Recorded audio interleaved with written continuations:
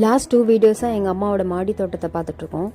இப்போ நீங்கள் பார்க்குறது நாட்டு பொன்னாங்கண்ணி கீரை. இதில் கொத்தவரங்காய் செடி வச்சுருக்காங்க, அதில் காயும் காய்ச்சிருக்கு. இது ஃபுல்லாக மருதாணி செடி தாங்க. நாளைக்கு இதை பறித்து கையில் வைக்கலான்னு இருக்கேன்.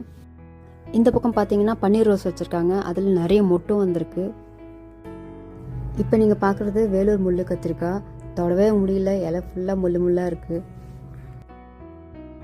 இந்த தொட்டியில் குண்டு மல்லி வச்சுருக்காங்க. இந்த செடி ஃபுல்லாக நிறைய மொட்டை இருக்குது. இந்த பக்கம் நித்திய மல்லி நல்லா படர்ந்து போயிட்டே இருக்குது. இதில் கொஞ்சம் மொட்டும் வந்திருக்கு. இந்த இடத்துல கருவேப்பிலை செடி வச்சுருக்காங்க.